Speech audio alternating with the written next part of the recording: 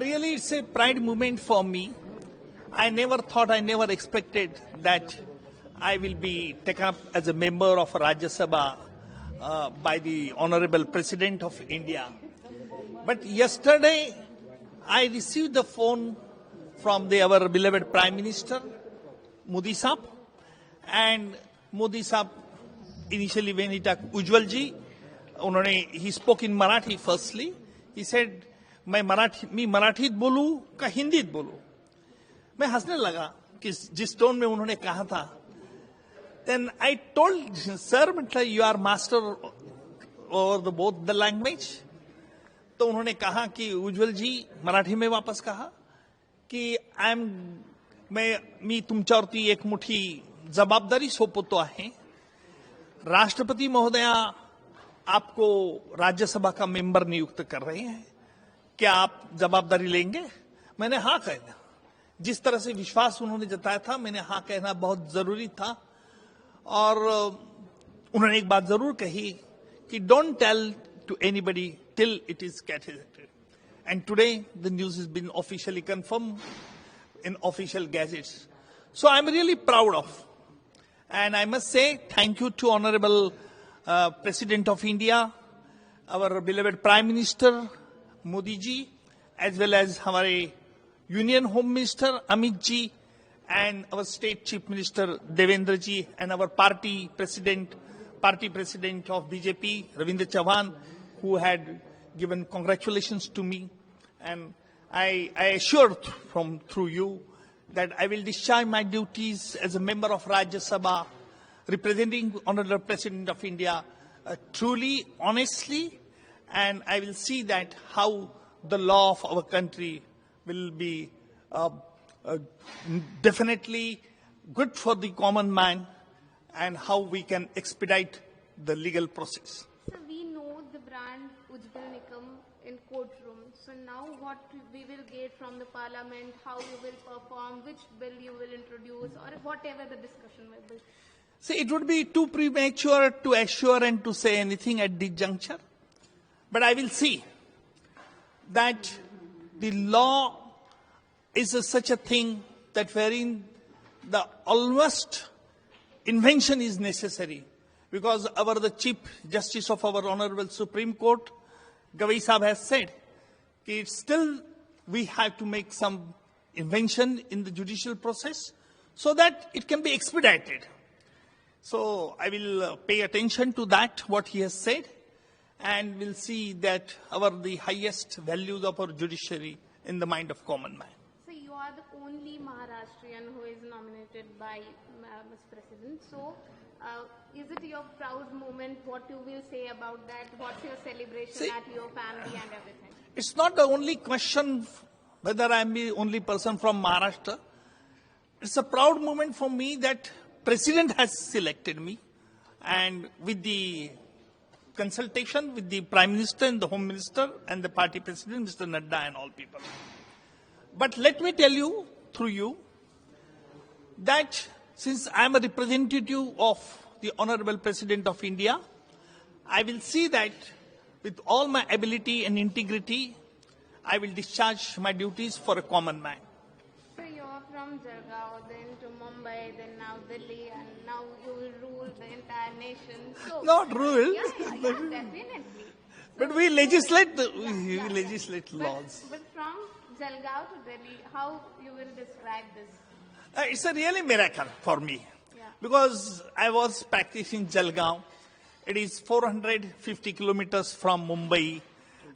In 93 Bombay bomb blast case, I came for the first time. I was not knowing Mumbai till 93.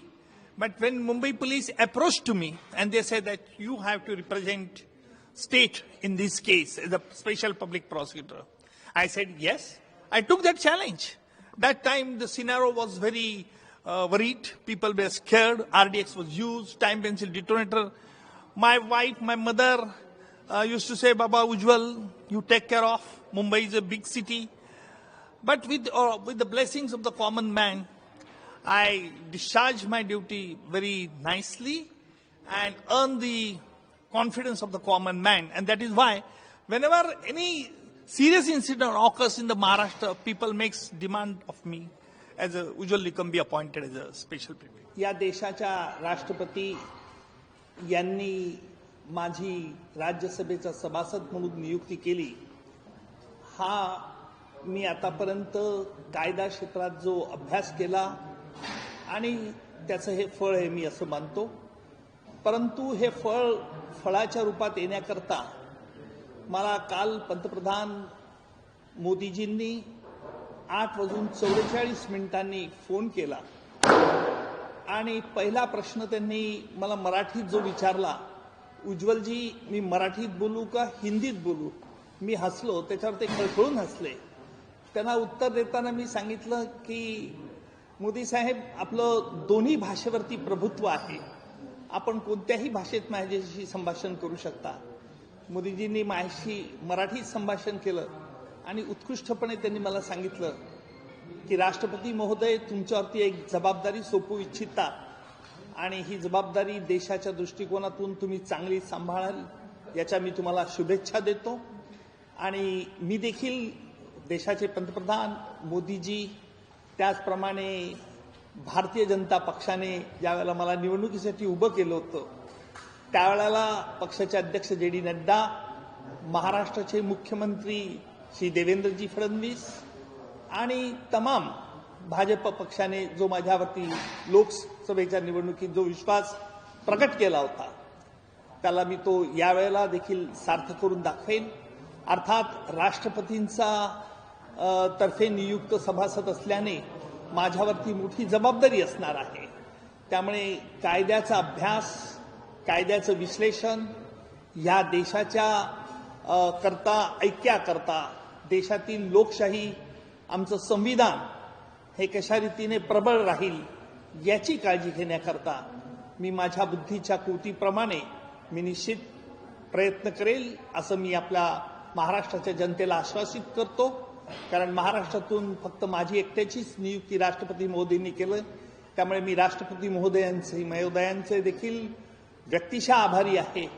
आणि निश्चित मला कल्पना आहे की ही जबाबदारी जरी मोठी असली तरी आपल्या सगळ्यांचे, महाराष्ट्रातील मराठी जनतेचे, इतर भाषिकांचे, सगळ्यांचे शुभाशीर्वाद मला मिळतील यात मला शंका नाही.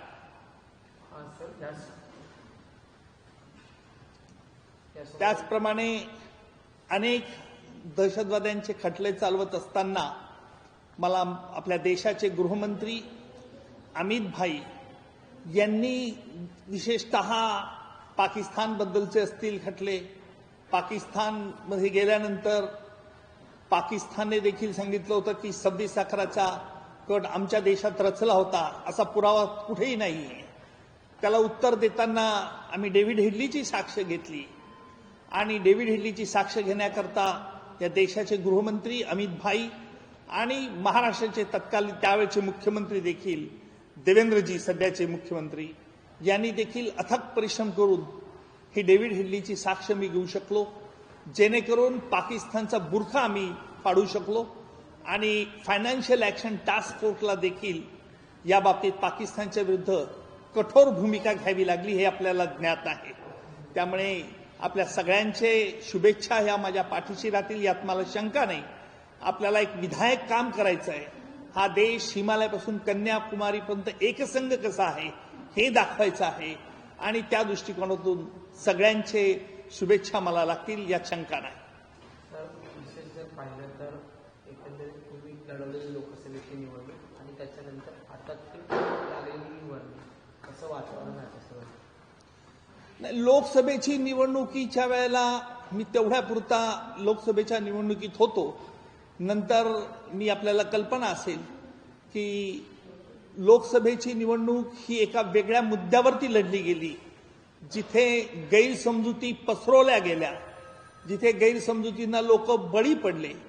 परिणाम ज्या लोकांच्या लक्षात आलं की आपलं चुकलं, हा जो गोबेल्स प्रोपगंडा आहे, जे विशेषतः कसाबनेच्या गोळीने आमच्या या राज्यातील शहीद झालेले शहीदांची हत्या झाली नाही असं सांगण्यापुरता देखील काही राजकीय नेत्यांची मजल गेली होती. हे बघितल्यानंतर लक्षात आलं की गोबेल्स प्रोपगंडा हा काय असतो हा लोकसभेच्या निवडणुकीत मला बघायला मिळाला. परंतु तो गोवेल्सचा प्रोपगंडा देखील उघडं पाडलं असेल तर जनतेने विधानसभेत दाखवून दिलं.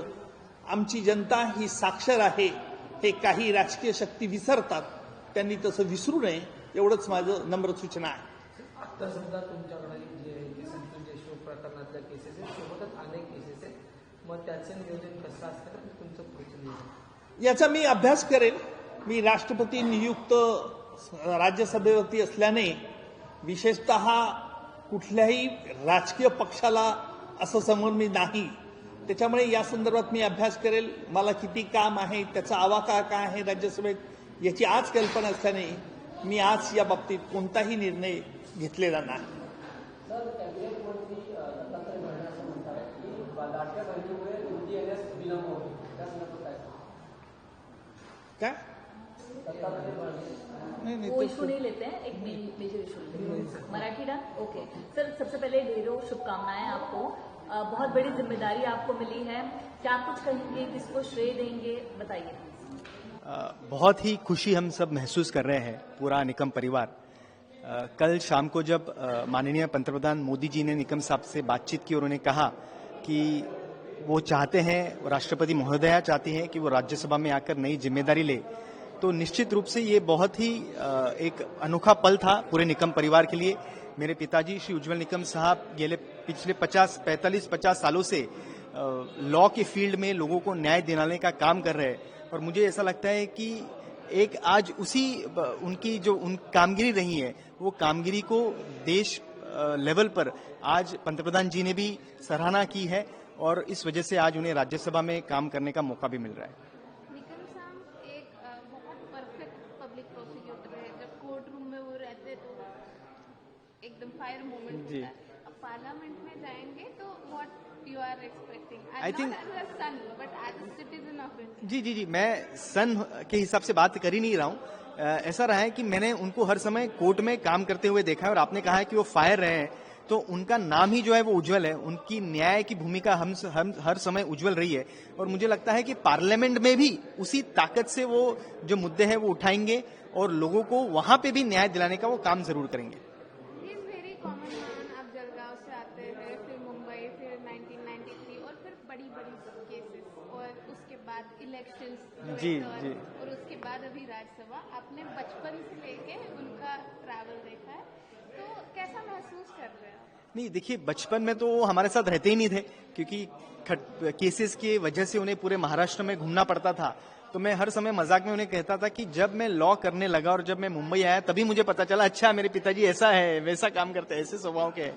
तो क्योंकि हमारा ज्यादा सहवास नहीं आ पाया, तो यही कहना चाहूंगा कि वो बहुत ही हार्ड वर्किंग है और हर समय किसी भी केस की जब वो तैयारी करते हैं तो पूरा अपनी जान देकर वो उसमें मेहनत करते हैं। तो जो उनका वो स्वभाव है वो शायद राजनीति में भी वो इसी तरह से, मुझे पूरी तरह से गारंटी है कि उसी तरह से वो काम करेंगे और पूरी जनता को न्याय दिलाने को वो वहां काम करेंगे। आज बहुत सारी चीजें हैं। कल चीफ जस्टिस इंडिया गवई साहब ने भी कहा कि जुडिशरी में बहुत चेंजेस करने की जरूरत है, तो इस बारे में भी निकम साहब, क्योंकि उनका अनुभव इतना बड़ा रहा है, तो इस मामले में भी वो पार्लियामेंट में बहुत सारे विषय वहां ले सकते हैं। आपने अभी आपका बचपन का जिक्र किया, तो आप एक वेल नोन लॉयर के बेटे, नाउ एक पॉलिटिशियन के बेटे और आप सेल्फ इंडिपेंडेंट लॉयर। तो एज अ लॉयर ये ऐप छोड़ के एज अ निकम साहब के बेटे, छोटे बेटे, ये कैसी भूमिका है या फिर कैसी भावनाएं हैं? और बहुत अच्छा लग रहा है, बहुत खुश हो रहा हूँ, बहुत खुशी का माहौल है। जब हमें पता चला तो हमने निकम साहब ने मुझे हक किया, मैंने उनके पैर छुए, उनका आशीर्वाद लिया और हम सभी बहुत प्रसन्न फील कर रहे हैं क्योंकि एक बहुत बड़ी जिम्मेदारी मोदी जी ने आज निकम साहब को दी है और मैं समझता हूं कि राज्यसभा में महाराष्ट्र में वो अकेले व्यक्ति है जो राज्यसभा में इस प्रेसिडेंट नियुक्त बोल के जा रहे हैं, तो मुझे लगता है ये पूरे महाराष्ट्र का स्वाभिमान, अभिमान की बात है। एक आखिरी सवाल, अभी जुडिशियरी से लेजिस्लेचर में सर स्विच करते हैं, तो मतलब जुडिशियरी की सारी जिम्मेदारी आपके करने पे निकम ब्रांड की, तो अब निकम ब्रांड कैसे वर्क करेगा जुडिशियरी? निकम ब्रांड हर समय उज्जवल और तेजस्वी ही रहेगा और जो निकम साहब ने काम किया है लोगों को न्याय दिलाने का, वही काम ये परिवार आगे चलकर भी करने वाला है।